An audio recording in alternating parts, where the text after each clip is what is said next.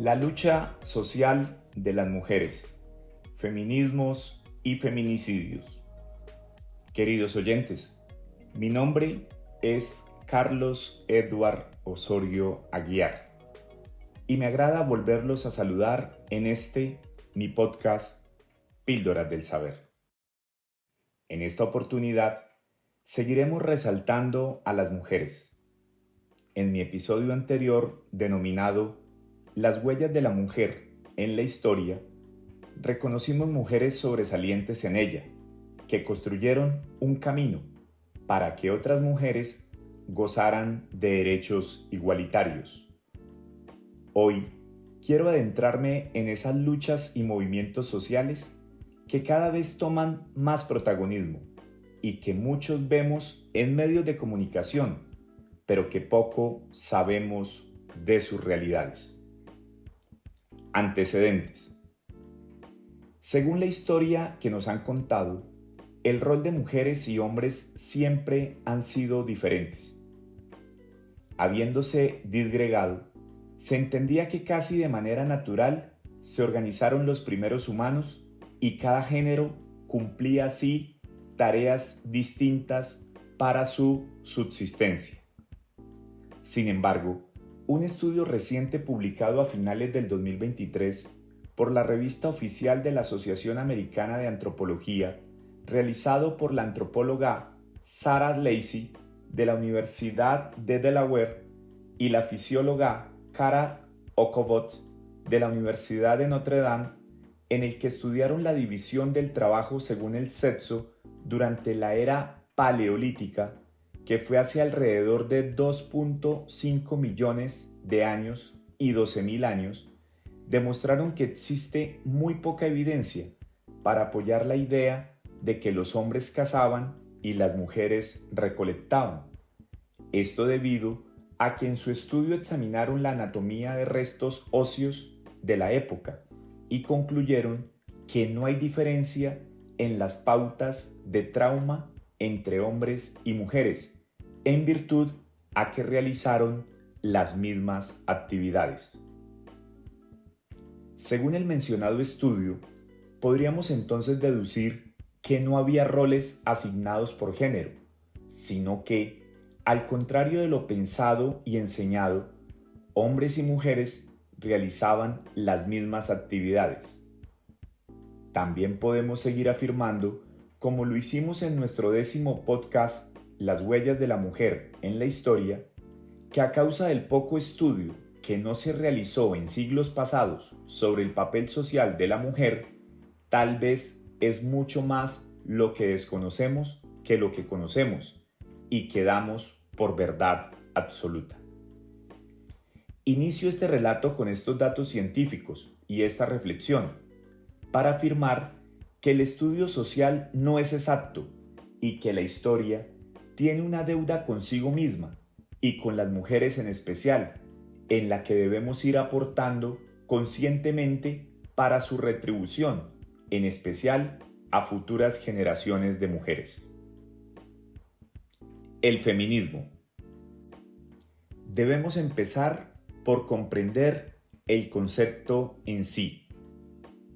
La palabra feminismo está conformada por feminine, que proviene de la palabra latina femina, que significa mujer, y la palabra terminada en ismo, que son doctrinas, sistemas, escuelas o movimientos, como por ejemplo el socialismo, el platonismo, el modernismo, el fascismo, el capitalismo, entre otros. En este caso, cuando hablamos de feminismo, hablamos de un movimiento social. En palabras del politólogo Joachim Rasch, movimiento social es un acto colectivo movilizador que, con cierta continuidad y sobre las bases de una alta integración simbólica y una escasa especificación de su papel, persigue una meta consistente en llevar a cabo, evitar o anular cambios sociales fundamentales. Adicionalmente, Rasch asegura que los cambios que persigue cada movimiento social afectan a elementos significativos y relevantes del orden social en el que se sitúa.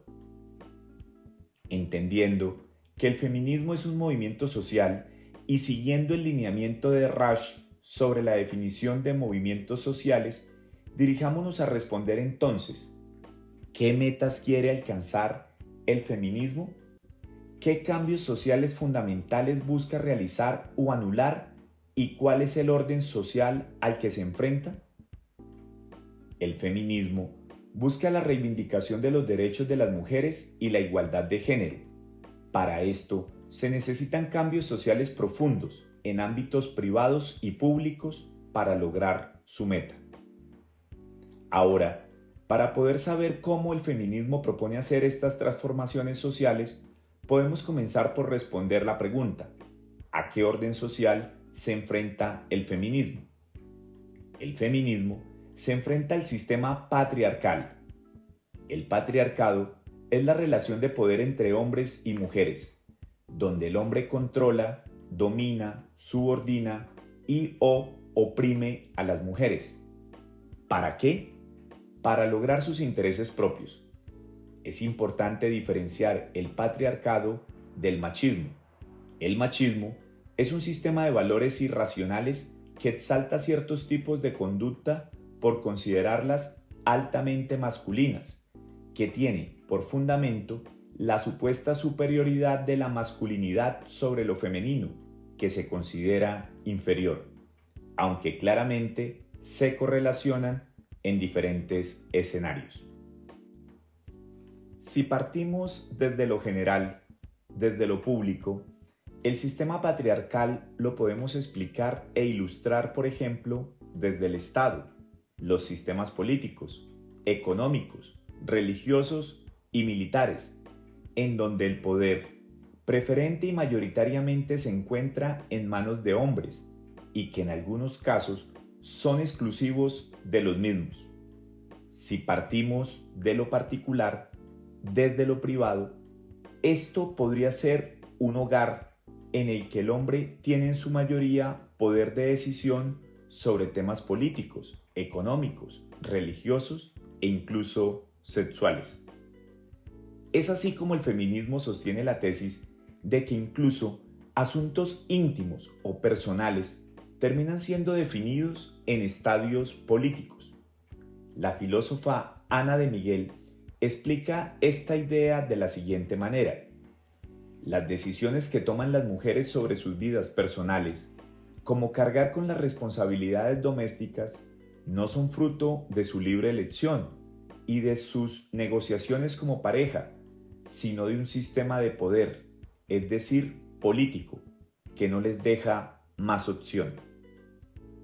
Y aunque en el presente el término feminismo ha tomado bastante reconocimiento, debemos decir que el feminismo es un movimiento social con más de 3 siglos de recorrido, que podemos referenciar en 3 olas, es decir, en 3 momentos históricos, que incluso expertos del tema aseguran que estamos viviendo en la 4ª ola. La primera ola ocurrió durante la Revolución Francesa. Esta reclamaba, entre otras cosas, las libertades individuales. Es así como los reformistas presentaron ante la Asamblea Constituyente el documento que obtuvo como nombre la Declaración de los Derechos del Hombre y del Ciudadano. En este documento se excluía todo aquel que no era considerado ciudadano, como por ejemplo las mujeres. En la euforia reformista y revolucionaria, Olympe de Gouges crea la Declaración de los Derechos de la Mujer y la Ciudadana. El texto iniciaba de la siguiente manera: las mujeres nacen libres y son iguales a los hombres ante la ley. Las distinciones sociales solo pueden fundarse en la utilidad común. Esto marcó el inicio de la participación organizada de las mujeres en la política de la historia reciente. La segunda ola fue en el siglo XIX, con las reivindicaciones del derecho al voto y a la educación para las mujeres originarias en Estados Unidos y Reino Unido. Las mujeres se organizaron para reclamar sus derechos ciudadanos, como por ejemplo el derecho al voto y a la educación. Pero pasaron muchos años para que las feministas estadounidenses e inglesas pudieran gozar de estos derechos, a pesar de tratar de llamar la atención de los gobiernos. Eran ignoradas constantemente. En Reino Unido se aceptó el sufragio femenino como agradecimiento a las mujeres por sus trabajos prestados durante la Primera Guerra Mundial. El primer país del mundo en aprobar el voto para las mujeres fue Nueva Zelanda, el 18 de septiembre de 1893. Para inicios del siglo XX, Estados Unidos aprobó el voto femenino en 1920, pero únicamente para las mujeres blancas. En Colombia, a finales del siglo XIX, exactamente en 1853, la provincia de Vélez, Santander, en la Constitución Provincial, otorgó fugazmente el voto a las mujeres, pero pronto, en 1855, este derecho fue abolido por la Corte Suprema. En 1944 se crea la Unión Política Femenina, luego la Alianza Femenina, y se fundaron periódicos que tuvieron algunas emisiones en la radio que daban eco al reclamo de este derecho. Esta batalla dio sus frutos en 1954, cuando después de un acalorado debate, el Congreso de Colombia aprobó el voto femenino. Este se dio por primera vez en el plebiscito de 1957, el cual aprobaría el Pacto del Frente Nacional. La tercera ola se dio entre los años 60 y 70 y cuenta con dos pioneras, las autoras Betty Friedan y Simone Beauvoir, quienes en sus escritos reflexionaban sobre el rol de la mujer en la sociedad. Simone tuvo más impacto en las mujeres con su ensayo El segundo sexo. En este ensayo, Simone defendía que no hay nada biológico que justifique los roles de género, sino que estos se van creando a medida que las personas cumplen con una serie de roles asociados a su sexo. Por último, nos encontramos vivenciando la cuarta ola del feminismo. En el presente, seguimos teniendo problemáticas de desigualdad de género y aún falta un gran recorrido por alcanzar dicha igualdad, puesto que nos enfrentamos a una gran diversidad de pensamientos y de cómo se debería aplicar el feminismo. En este siglo XXI, las manifestaciones sociales persisten y se llevan a cabo en su mayoría en Europa y Latinoamérica, especialmente cada 8 de marzo, que se celebra el Día Internacional de la Mujer. La agenda feminista actual hace incidencia en temas como la violencia de género, la brecha salarial, discursos de odio, estigma de discriminación, entre otros. Pero como ya lo he expresado, el feminismo es una multiplicidad. Cada momento histórico marca unas claras diferencias. Cada contexto en el que se ubican las mujeres reclama diferentes derechos y es por ello que se habla de diversos feminismos. Algunos feminismos que surgieron en la tercera ola tomaron su propia definición. De este modo, podemos hablar de feminismo liberales, feminismos socialistas, feminismos radicales, entre otros. La teoría política feminista liberal sostiene que el concepto de igualdad de este feminismo debe ser delimitado. Se trata de una igualdad entendida como igualdad de oportunidades en una sociedad meritocrática. La teoría feminista marxista y socialista sostiene que la cuestión de igualdad como igualdad de derechos pasa a un papel secundario, puesto que el problema central no es la igualdad de derechos, sino la desigualdad social que se genera en el ámbito político y económico. Combatir dicha desigualdad supone generar estructuras políticas y sociales que aborden esa desigualdad social. Cuando hablamos de teoría feminista radical, encontramos que su enemigo es el patriarcado y la subordinación de las mujeres.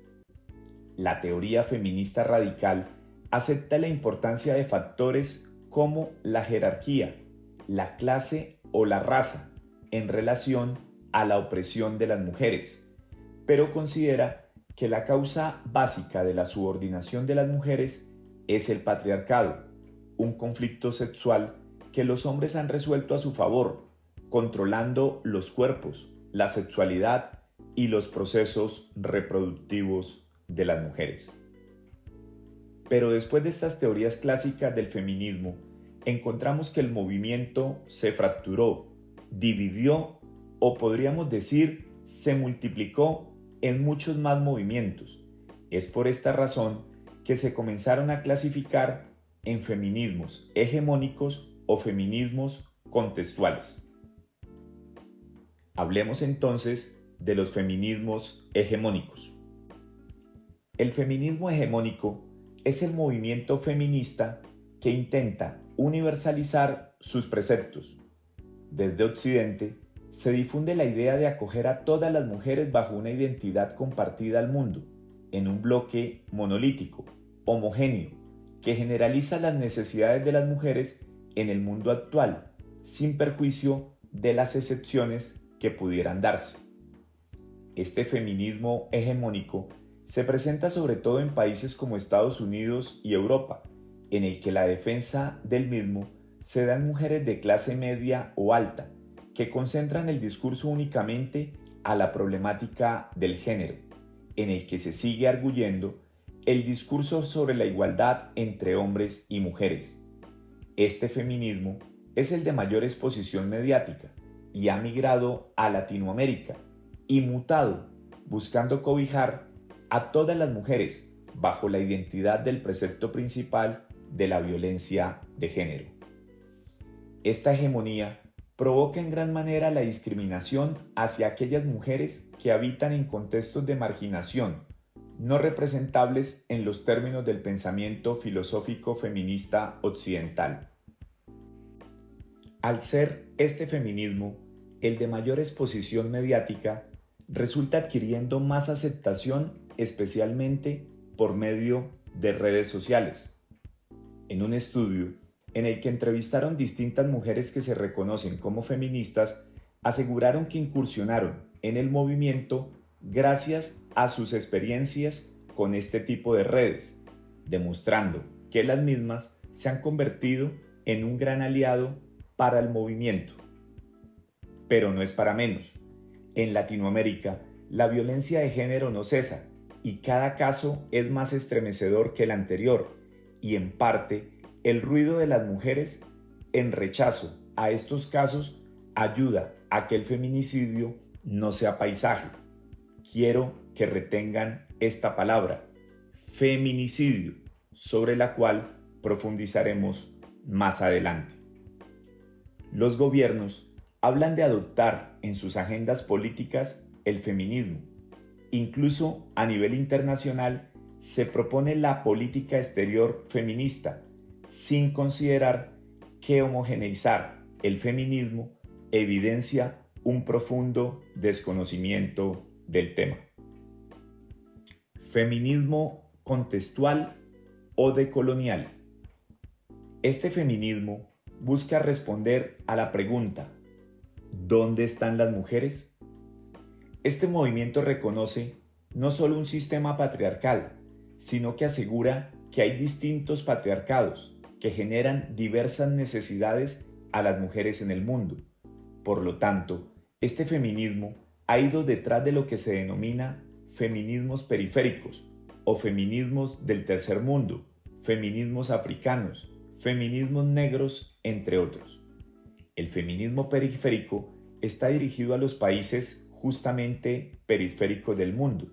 Estos son los países subdesarrollados. Por lo tanto, este feminismo defiende que las problemáticas de las mujeres europeas no pueden ser las mismas de países subdesarrollados, como por ejemplo de países latinoamericanos, por lo que no se puede pretender crear una agenda universal sobre sus necesidades, como ya lo hemos planteado anteriormente.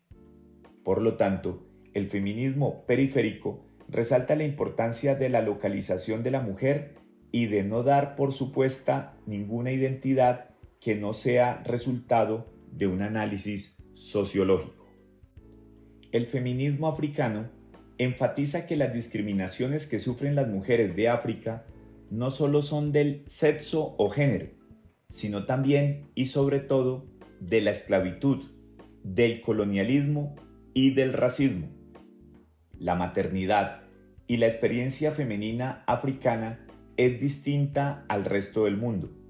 Las mujeres africanas, en su mayoría, consideran como fundamental la maternidad, pues creen que ella es la matriz de la existencia y de la participación de la mujer en la vida comunitaria, al tiempo que critican el rechazo al rol reproductivo por parte del feminismo occidental, quien le resta importancia al mismo. Se entiende que las desigualdades entre hombres y mujeres en las sociedades africanas no existían con anterioridad al proceso colonizador, por lo que la causa de la discriminación de las mujeres no se debe a la articulación de un sistema que diferencia sexos, sino a la imposición de un modelo de dominio por parte del mundo occidental. Es por esto que las propuestas feministas no se pueden circunscribir a un solo campo, sea este el económico, social, cultural o político, u otro. Estos no explican individualmente ni resuelven las problemáticas, pues detrás de cada experiencia femenina se desarrolla una práctica feminista y hay una génesis y una evolución histórica, sociopolítica, económica, cultural, institucional y simbólica determinada para resolver los retos que presentan las mujeres. Este movimiento es el que goza de una menor visibilización y entendimiento y que adicionalmente se ve obligado a enfrentar obstáculos adicionales al género mujer, como son la etnia, la clase social o la orientación sexual, cuando no coinciden con la teoría occidental. Un ejemplo del por qué se debe defender a la mujer según su contexto y el sistema patriarcal al que están sometidas es el de las mujeres afganas, cuando desafían las reglas de los talibanes, que les restringen el acceso a la educación, al trabajo, a tener algo de libertad individual como poder salir a la calle solas o tener autonomía al vestir, practicar deportes, entre otras restricciones. Supongo que mientras narro estos pormenores pueden pasar por sus mentes imágenes de mujeres marchando, muchas de ellas con letreros grandes y usando pañoletas moradas o verdes, y tal vez han tratado de identificar estos movimientos dentro de los feministas mencionados anteriormente. Por ello, me permitiré explicar brevemente lo que significan estos colores dentro del movimiento y que buscan las mujeres que se identifican con estos feminismos. El color morado se estima que fue representación del feminismo durante finales del siglo XIX y comienzos del siglo XX, época en la que la mujer luchaba por igualdad de derechos como era obtener el derecho al voto, como lo explicamos en un inicio. La británica Emmeline Pettit Lawrence argumenta que usaba el color violeta porque es el color de los soberanos, simboliza la sangre real que corre por las venas de cada luchadora por el derecho al voto. Si lo analizamos, el empoderamiento, que significa tomar el poder, ya lo expresaban las mujeres feministas en su lucha por ser parte de la acción democrática de votar, al usar el color morado, siendo conscientes que era el que usaban en la antigüedad por su alto costo al momento de adquirirlo. Por tanto, era digno de reyes y sacerdotes. Estas mujeres entonces se enmarcaron en defender su capacidad de tener poder. También se dice que el incendio que consumió la factoría textil Triangle Waste Company el 25 de marzo de 1911, donde murieron más de un centenar de mujeres en medio de sus reivindicaciones laborales, se podía ver desde todos los rincones de la ciudad, y que el humo que salía del edificio en llamas era de color morado, debido a los tejidos que se usaban en esta fábrica de camisas.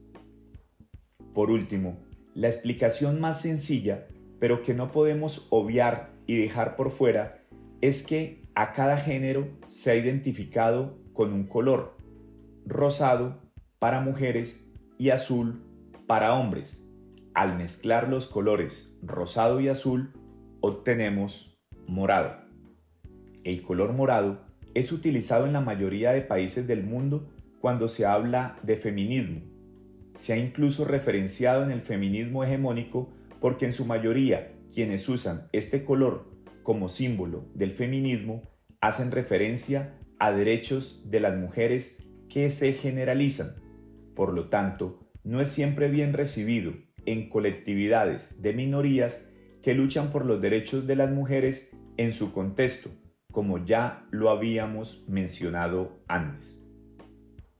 Por otro lado, el color verde nace como representante del feminismo en Latinoamérica, específicamente en Argentina, donde desde el 2005 se hacían manifestaciones y presentaban proyectos de ley para la aprobación del aborto legal y seguro en el país.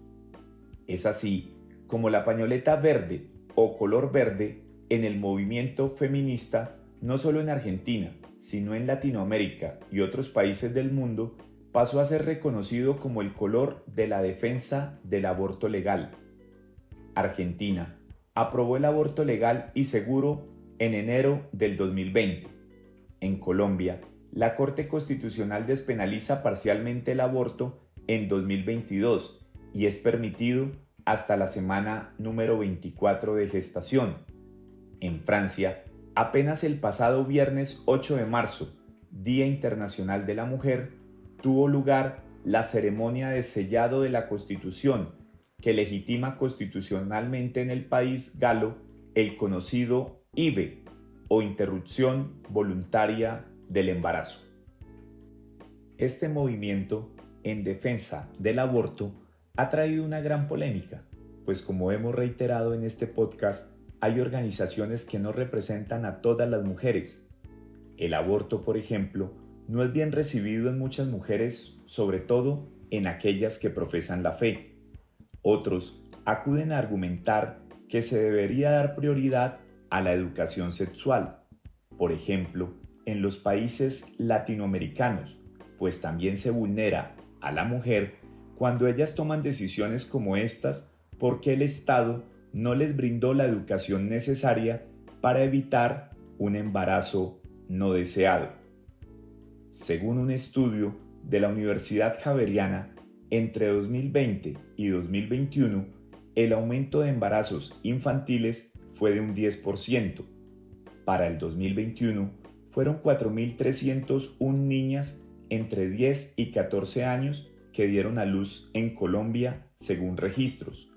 Otras investigaciones demuestran que fueron 107.247 adolescentes entre 15 y 19 años las que se convirtieron en madres este mismo año. Son cifras alarmantes, como es igual de alarmante que no se tenga claridad y menos control sobre este fenómeno. Las cifras para Latinoamérica en cuanto a embarazos adolescentes tampoco son alentadoras. Se estima que cada año alrededor de 1,5 millones de adolescentes de entre 15 y 19 años dan a luz. La raíz real del problema está en que los estados no están protegiendo sus niñas y que la falta de educación y sobre todo educación sexual nos está dejando niñas que difícilmente tengan un futuro prometedor, y en razón a esto, la solución principal no debería ser el aborto. En cuanto al aborto, las cifras en su mayoría son inexactas, porque al realizarse en la clandestinidad no se tiene a ciencia cierta un acercamiento a estadísticas reales. En Colombia, el ordenamiento jurídico no ha resuelto las mayores problemáticas que enfrentan las mujeres ante un embarazo no deseado, cuya regulación vigente sigue los lineamientos jurisprudenciales de la Corte Constitucional. A esto se suma que en nuestro país el acceso a la salud es restringido, sobre todo en municipios de sexta categoría y aún más en aquellos donde hacen presencia grupos armados insurgentes, donde el Estado brilla por su ausencia, sin ofrecer lineamientos mínimos de educación sexual.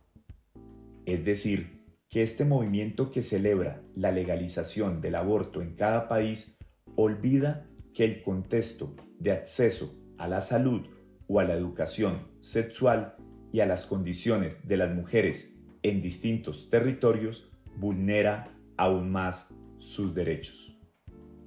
Desde otro ángulo, debemos mencionar que las movilizaciones realizadas en la mayoría de países latinos el día 8 de marzo por mujeres que se consideran feministas y visten de colores verde y morado, lastimosamente registran un gran número de actos de vandalismo, exhibicionismo, donde se observan mujeres tumbando emblemas de las ciudades principales, grafitean paredes, entre otros actos que no deben ser meritorios de la defensa de los derechos de las mujeres. Por el contrario, aumenta la vulneración de sus propios derechos. En redes sociales se comparten imágenes donde son mujeres encargadas de la limpieza en las principales ciudades las que deben limpiar los desmanes que ocasionan las mujeres que se movilizan. Se comprende la frustración de muchas de ellas por un Estado que ha ignorado sus peticiones, pero no se justifica que conviertan una lucha tan sagrada en vandalismo, cuando hoy en día existen mecanismos que captan la atención de los gobiernos y han evidenciado resultados. Entonces, ¿qué es feminismo? Como lo dije al inicio, el feminismo es un movimiento social, pero también hemos podido evidenciar que el feminismo es un pensamiento crítico y que cuando hablamos de feminismo en singular debemos automáticamente reconocer que en el mundo hay diversidad de feminismos, es decir, en sentido plural. Adicionalmente, estos feminismos buscan desarraigar códigos culturales, normas y valores, así como el sistema simbólico de interpretación y representación que hace aparecer normales comportamientos y actitudes sexistas que privilegian lo masculino y las relaciones del poder patriarcal. Se necesita el reconocimiento pleno de los derechos públicos de las mujeres, que aunque en la mayoría de países del mundo ya existen declaraciones de igualdad de condiciones con respecto a los hombres, sin embargo, terminan siendo ampliamente vulnerados en lo que respecta a ellas.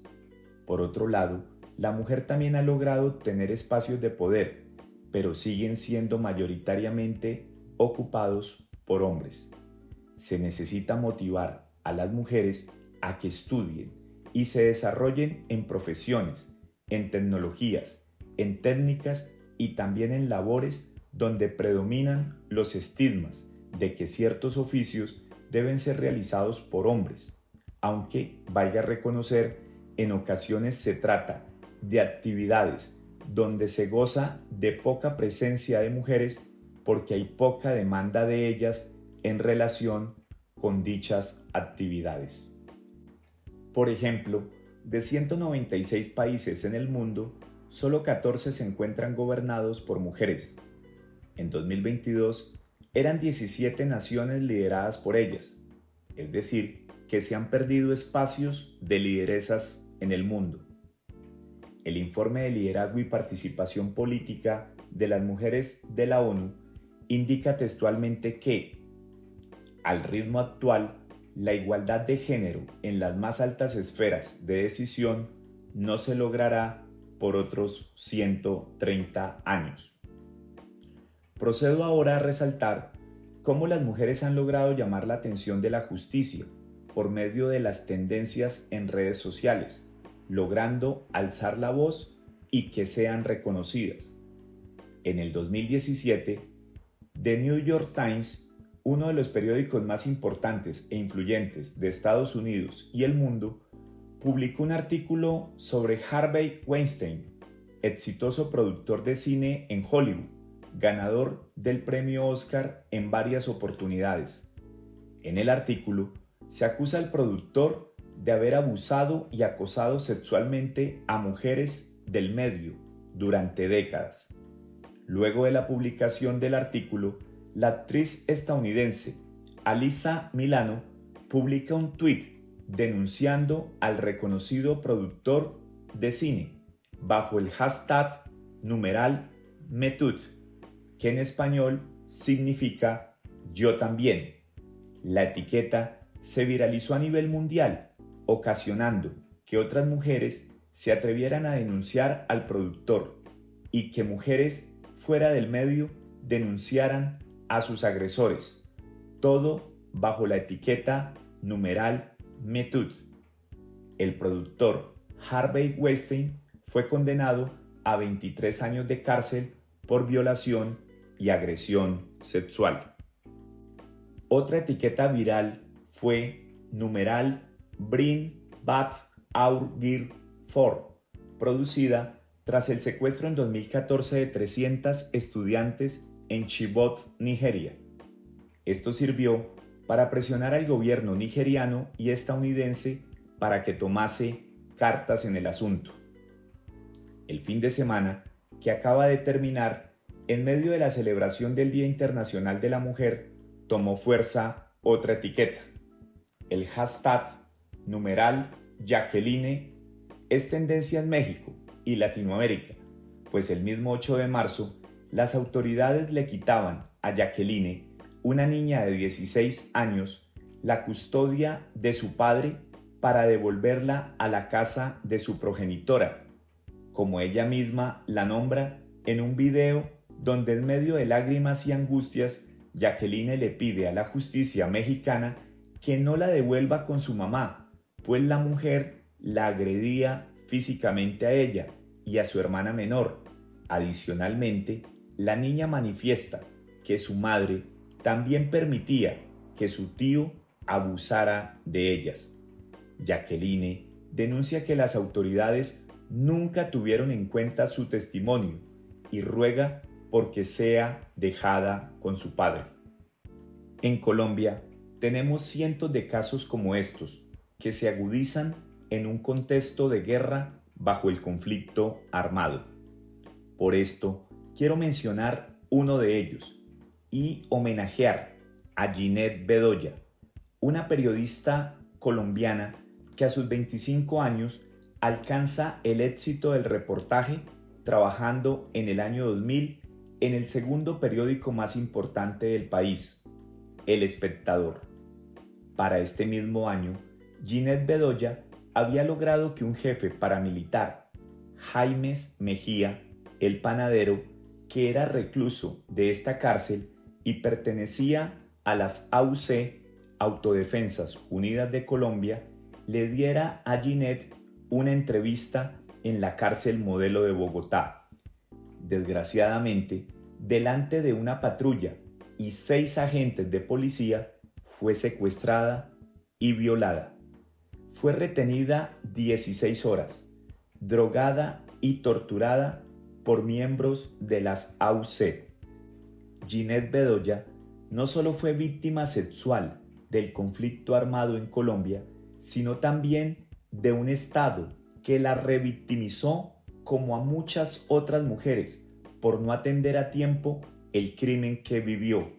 Se estima que fueron 25 personas que participaron en el hecho, pero el Estado solo judicializó 3 miembros de las AUC. Adicionalmente, tuvieron que pasar 21 años para que la Corte Interamericana de Derechos Humanos condenara al Estado colombiano por violaciones a los derechos de nuestra periodista colombiana. Pero su lucha no terminó ahí. El pasado 7 de marzo, desde el Congreso de la República, aprobamos en segundo debate el proyecto de ley que pretende crear un fondo de prevención, protección y asistencia de mujeres periodistas y reporteras víctimas de violencia sexual, que recibirá por nombre No es hora de callar, como es llamado el movimiento que lidera Ginette desde el 2009, que busca disminuir el déficit de atención social sobre los casos de violencia basados en el género. Adicionalmente, desde el pasado 8 de marzo de 2024 y durante 5 años, se transmitirá un programa en los medios de comunicación públicos del país llamado justamente No es hora de callar, buscando visibilizar y crear conciencia sobre la violencia de género en Colombia. Los invito de paso a ver el primer capítulo de este programa por el canal RTVC, Sistema de Medios Públicos en YouTube. Es por estos y muchos más casos que debemos hablar de un término que también ha tomado mucha relevancia, como lo es el feminicidio. La ONU ha definido el feminicidio como el asesinato de una mujer por el hecho de serlo. Este fenómeno ha sido clasificado según la relación entre víctima y victimario en 4 categorías: feminicidio de pareja íntima, feminicidio de familiares, feminicidio por otros conocidos y feminicidio de extraños. Todos estos atravesados por las diferentes opresiones que viven las mujeres día a día. En Colombia, para 2023, las cifras cerraron con 630 feminicidios, equivalente a casi 2 diarios.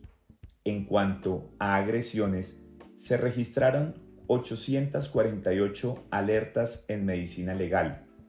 Con respecto a casos de violencia intrafamiliar, se reportaron 109.674 eventos, de los cuales el 71% concierne a agresiones contra mujeres. El país presenta una media de 213 mujeres agredidas diariamente. Para lo que va del 2024, han ocurrido 20 feminicidios, sumado a 84 alertas de agresiones significativas reportadas desde medicina legal. Las cifras presentadas de feminicidios son consumadas o no consumadas, pues el intento de asesinato también se considera feminicidio. ¿Y la justicia? Para estos casos hay una perpetuación de la impunidad. Un 54% están en fase de indagación, el 8.6% en fase de investigación. Un 47.3% de los casos se encuentra en la etapa de juicio y solamente el 7.3% se encuentra en ejecución de penas respecto al 2023. Y mientras la justicia sigue siendo lenta y parsimoniosa, no logrando disuadir a los victimarios feminicidas, en Ibagué, el pasado 25 de febrero, la expareja de Stephanie Bocanegra, de 31 años, y quien estaba embarazada, la asesina disparando de manera indiscriminada en una zona concurrida de la ciudad. Por su parte, apenas ayer domingo 10 de marzo de 2024 se registraba un hecho que podría en principio calificarse de feminicidio, perpetrado sobre la humanidad de Diana Marcela Caicedo López, en Montenegro, Quindío.